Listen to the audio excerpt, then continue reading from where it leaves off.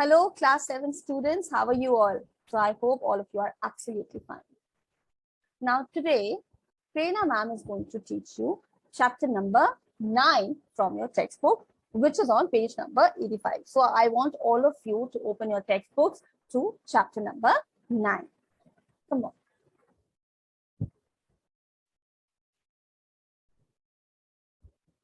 So as all of you can see, the name of the chapter is the Later Mughals. And what are the main topics that we are going to study in this chapter? So we're going to study about Jahangir, his conquests, his campaigns, his military campaigns. We're going to study about Mujahaf's role, and then we're going to study about Shah Jahan and Aurangzeb. So what were the policies of these two rulers and what were the main achievements that they have to their credit? So basically, like in the previous chapter, you studied about Babur, you studied about Humayun, and you studied about Akbar. So we studied how the Mughal Empire came into existence, the various battles that were fought, how at one point of time, Humayun completely lost his army and he went into exile. But then gradually, when his son was born, and then how he reconquered the areas that he was ruling at one point of time. And finally, his son, at a very young age, he started ruling with a regent, with one of the trusted ministers of Humayun. And because of his policies, his conduct, Akbar came to be known as Akbar the Great. Now, Akbar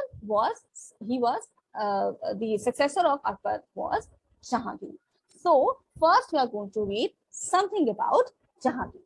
Come on.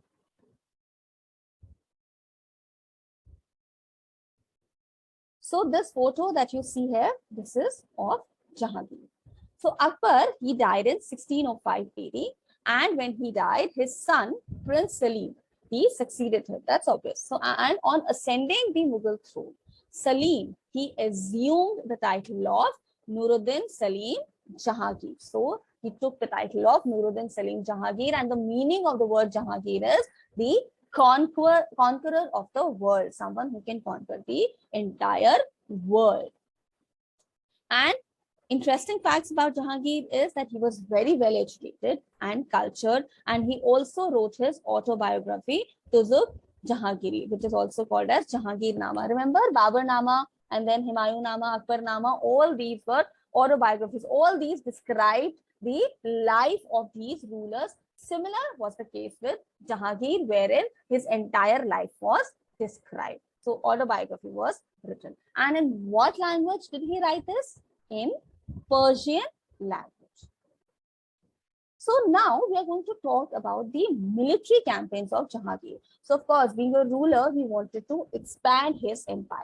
So there were in fact many military campaigns that he probably conducted, but the three main military campaigns that we're going to talk about, we're going to study, are first his son's rebellion. So his own son, against his own son, he had to fight a battle. Then conquest of Mewar and Kangra. And third is the Deccan resistance and Kandahar loss. So let us start reading about these three military campaigns. So first and foremost was the son's rebellion. So basically, we know that Jahangir, he had inherited a large empire because of Akbar, because Akbar was a great ruler. So the initial military campaign, it was against his own son, Prince Khusro, who had revolted in 1606 AD. And the revolt was easily crushed, and his son, he was imprisoned, and the fifth Sikh Guru, Arjan Dev, was also put to death for assisting Jahangir's son. Then we talk about the second military campaign. What was the second military campaign? That was the conquest of Mewar and Kangra. So Rana Pratap's son, Amar Singh, he had put up resistance in the initial years of Jahangir's rule. So basically, Rana Pratap's son, Amar Singh, he wasn't really happy with the Mughal rule. So he did not wanted that Mughals should rule or should conquer the areas that he was ruling in. So in 1613 AD, what he did, he fought a battle with the Mughals, but then unfortunately he was defeated in this battle. And who defeated him? By Jahangir's son, Prince Khurram. Okay. Then the Mewar Victory. brought the entire Rajputana under the Mughal control, and Amar Singh, he pledged loyalty to Jahangir and was allowed to rule Mewar. So if you look at the common aspect of Akbar and Jahangir was that even if the king was defeated, they did not really imprison that king or ill-treat that king. They let the ruler be a part or be a ruler again of that kingdom. But then at any point of time, if the Mughal ruler needed support, particularly the military support, that ruler was obliged to provide the same. Okay. Correct? Now, moving on.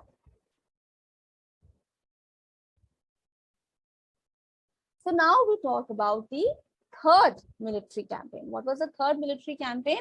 That was the Deccan resistance and Kandahar loss. So basically, even these areas or these regions were very important to the Mughal rulers. So in Deccan, the Mughal forces, they faced very tough or very rough resistance from the forces of Ahmednagar kingdom. Led by its Prime Minister Malik Ambar, Jahangir sent an expedition led by Prince Khurram, but Ahmednagar could not be conquered during Jahangir's rule. So when Jahangir's reign was there, Ahmednagar could not be conquered. And finally, in 1622 AD, the Shah of Persia, he captured Kandahar from the Mughals. So Mughals lost this as well. And it was, of course, a great loss. So Jahangir ordered Prince Khurram to fight the Persians, but Khurram refused to lead the campaign. So basically, the third military campaign of the Deccan and of the Kandahar, the Mughals were not at all successful in this military campaign, of course, because they had to face really tough competition in these areas, right?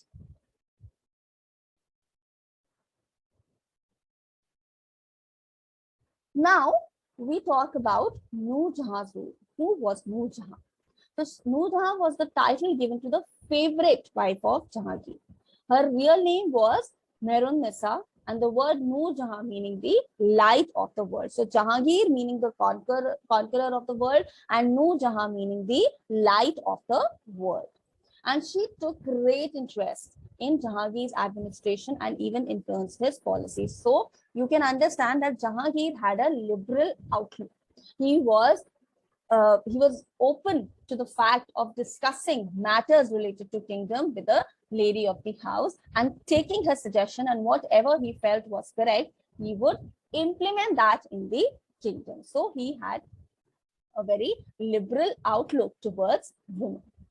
So some coins minted during Jahangir's reign also had the name of Noor Jahan, and she used her influence on Jahangir to get good positions for her father, brother, relatives in the administration. So somewhere taking advantage. All right. Now we talk about Shah Jahan. Correct. So Shah Jahan had succeeded. Whom did he succeed? Jahangir. Correct. So when Jahangir died in 1627 AD, so this you see, this is the image of Shah Jahan. So when Jahangir died in 1627 AD, Prince Khurram ascended the Mughal throne in 1628 AD and assumed the title of Shah Jahan, meaning ruler of the world. So basically, these rulers had a different name. It's just that they took over these names to assert their authority and their power. So Shah Jahan's real name was Prince Khurram, but then when he became the king, when he sat on that throne, he assumed the title of Shah Jahan, which means the ruler of the world. Okay. Now, he too had some military campaigns. He also conducted a few military campaigns. We're going to talk about two military campaigns. So we're going to talk about Deccan once again. We're going to talk about Central Asia, and we're going to talk about Kandahar once again, which the Mughals had lost during the reign of Jahadi. Okay.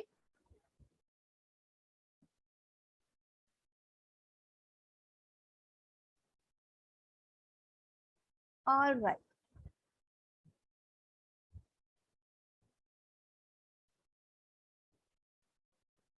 So the military campaign. So during his reign, we know Shah Jahan, he suppressed many rebellions and scored victories over the Deccan kingdoms. However, his expeditions in Central Asia failed. Following were the military developments that happened during Shah Jahan's reign. So we talk about the Deccan first. So Shah Jahan, he annexed Ahmednagar and defeated Bijapur and Golconda. He did not really annex these kingdoms, but what did he do? He asked the Mughal rulers to accept his suzerainty or his power or his rule and pay him the annual tribute. And Shah Jahan's military success in the Deccan, it was remarkable. Why? Because it brought the entire India. Now the entire India was under the Mughal control. And the Deccan kingdoms also generated rich revenue for the Mughal treasury. All right. Now we talk about Central Asia and Kandahar. So after consolidating his position in India, so after strengthening his position in India, what did Shah Jahan do? He sent his forces to conquer Balkh, Samarkand and Badakhshan to expand the Mughal Empire in central India. But despite many attempts, he could not reconquer Kandahar and from the Shah of Persia. So Kandahar still remained out of the control of the Mughals. Correct? Now, talking about how Shah Jahan or why Shah Jahan is called as the patron of architecture.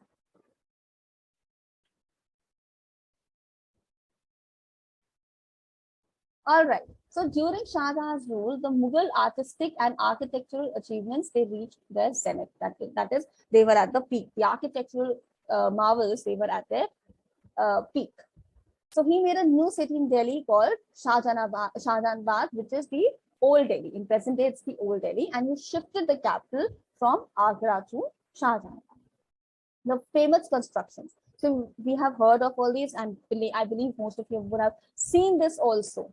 Red Fort, Jama Masjid, where are these? In Delhi, and large sections of Red Fort, we are aware of this. And the Lahore Fort, the Moti Masjid, and the Shalimar Gardens, which are there in Lahore, and the Jahangir Mausoleum, which is there in Lahore. So you can probably, because obviously at that time Pakistan was not there. There was no such thing as Pakistan.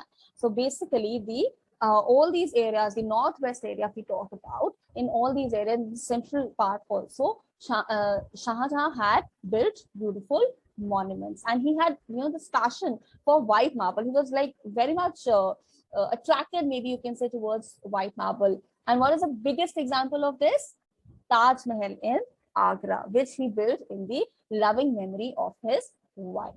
Correct? Now we talk about the rebellion by Aurangzeb. So now Aurangzeb became the king because 1657 Shah Jahan, he fell ill, but then there were rumors that he had already died. So following this rumor, so Shah Jahan had 4 sons. What were their names? Dara, Shuja, Aurangzeb and Murad.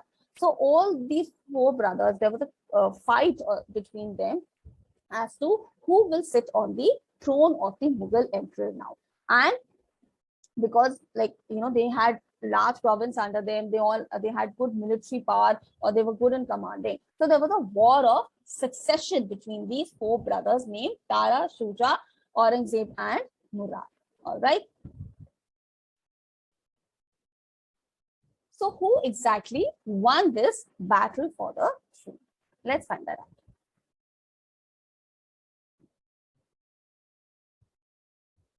Okay, so when the war of succession was going on, Aurangzeb, what did he do? He arrested his father, Shah Jahan, in the and he kept it, and he imprisoned him in the Agra fort. And he ascended the throne in 1658 AD. Muhyiddin Muhammad Aurangzeb Bahadur Alamgiri I was the 6th Mughal of the Mughal emperor. His reign was about 50 years, and it was the 2nd longest after Emperor Akbar. And Aurangzeb's major achievement was that he brought the largest ever area under the Mughal rule. Now, there were certain battles and rebellions that he fought in the northern part. What exactly were these battles?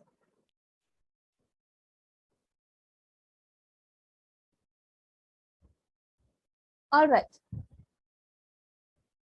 So basically, first we talk about campaigns in the northwest. In the northwest frontier in 1672 AD, the Pashtun tribesmen, they revolted against the Mughal Empire. So the Mughal governor, he failed to crush the revolt, and Aurangzeb then, he himself led this campaign, wherein he was fighting against the tribesmen. So he succeeded. He was able to suppress it, but total peace never returned. There was always some kind of unrest in the northwest frontier. Then we talk about Jat and Satnami rebellion. So 1669 AD, due to the imposition of high land tax, the peasants revolted. Another group of Hindu peasants and traders called Satnamis, they also rose against Aurangzeb because they were not happy with the increase in taxes because they were non-Muslims. So they also revolted, but then again, even these revolts were crushed by the Mughal force. Campaigns against Rajputs. So we know that how Akbar was trying to build up friendship with Rajputs. But what was Aurangzeb's behavior towards Rajputs? He did not accept Ajit Singh, the son of Jaswant Singh of Marwar, as the successor. Instead, he chose Inder Singh as the ruler of Marwar. This did not go well with the Rajputs and they also revolted. But the rebellion, it did not last long, and Aurangzeb was able to occupy Marwar.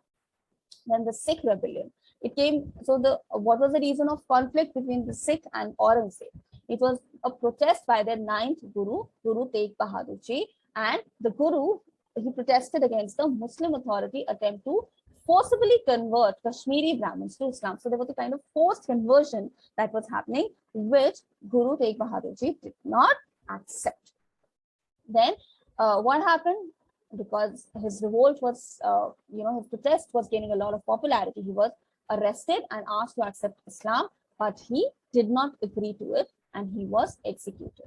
Then after the death of Guru Tegh Bahadur, his son Guru Gobind Singh Ji, he became the 10th Sikh Guru. And Guru Gobind Singh Ji, he wanted the Sikhs to be capable of defending their faith and territory. So what did he do? He organized the Sikhs into a proper community and into a disciplined military group, which is known as Khalsa in 1699 AD. And the only purpose of this group was that if there is an attack, you should be capable enough to defend yourself and not harm anyone unnecessarily. Okay. And the fight between the Mughals and the Sikhs continued during the reign of Aurangzeb. Then there was a campaign against the Marathas as well.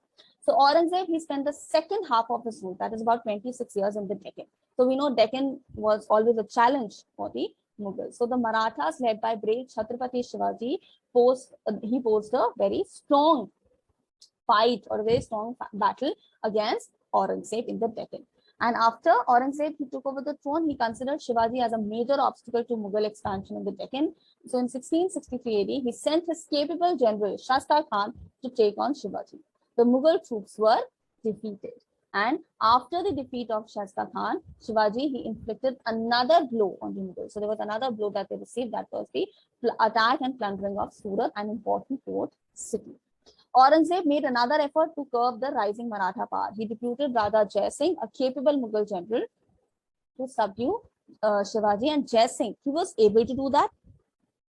And the soldiers in the Purandar fort, left with no option, Shivaji agreed for peace and signed the Treaty of Purandar with Jai Singh. According to the terms, what were these? First was to surrender 23 forts to the Mughal, and he had to meet Aurangzeb in his fort in Agra.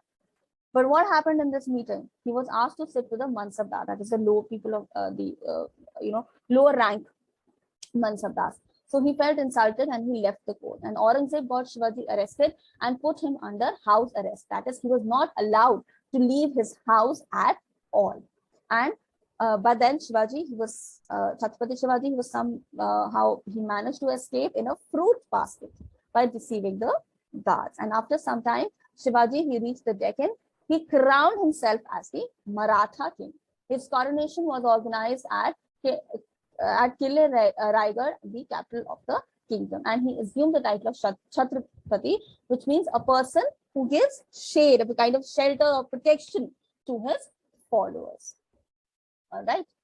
So now we talk about the religious policies of Aurangzeb. So if you remember, when we spoke about the religious policy of the previous rulers, Mughal rulers, and particularly Akbar, we spoke about that they were very secular. They had a lot of respect for other religions as well. But was this the case with Aurangzeb as well? Let's find that out. So Aurangzeb, he was not secular at all. He was very ardent about his religion. In fact, to such an extent, he was very adamant that about his religion, and that too to such an extent that he kind of started forcing about converting into Islam, and people who did that, they were awarded, and people who did not do that or protested against it were punished, like you've seen the case of Sikh Guru. And then he favored those officials or rulers who converted to Islam. And he attempted to frame laws and policies according to his conservative interpretation.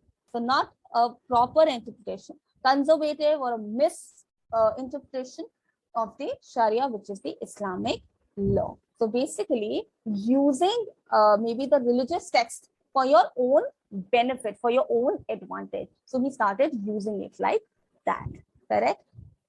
Now, despite all these things that, he's imprisoned his father, he troubled so many rulers, he started forcing conversion. So it was but obvious that the Mughal rule had to come to an end. What were the reasons for this? Let's see, this is the last topic of the day. So first and foremost reason for the decline of the Mughal Empire was weak successors. So Aurangzeb did not really have very strong successors. So there were later Mughals, Alamgir II, Shah Alam II, Bahadur Shah II.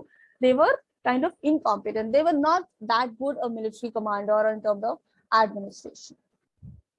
So it led to the disintegration or the breaking up of the empire. Then there was absence of policy of succession. The absence of definite policy of succession led to conflicts among the rival claimants to the throne. So like in the case of Aurangzeb's father. So, it wasn't really decided who's going to succeed. Same thing happened with Aurangzeb as well. Then of course, the military was weak. It wasn't really efficient as it was previously. And the later Mughal rulers, they did not even take many steps to build a strong army. And most of the Mansabdars, they failed to maintain the required number of troops, which further weakened the Mughal army. Then, of course, poor economic conditions. So since the reign of Shah Jahan, a considerable amount of money was spent on luxurious lifestyle. So we know that he was a patron of architecture who wanted to build a lot of monuments. And then he was very much fond of the white marble, which was very expensive. So a large amount of royal treasury was used for such monuments or buildings. So this caused a heavy drain on the royal treasury, and the later Mughal rulers, they often fail to pay their officials. So what's going to happen if you don't pay your employees? They will gradually leave you, correct? And then the religious policies, which was being non-secular people, they stopped supporting the Mughal rule. Then the Deccan policy also, we understand that he did not listen to the wise advice of Radha Jai Singh to establish friendship with Shivaji. So obviously the Deccan was also taken away from the Mughals. And then of course the foreign invasion. 1739 AD, Nadir Shah, the ruler of Iran, he invaded India and defeated the Mughal army. So he looted Delhi and took away the famous Peacock throne and the Kohinoor diamond. And in 1761 AD, Ahmad Shah Abdali, the ruler of Afghanistan, he attacked Delhi, causing a final blow to the declining of Mughal Empire.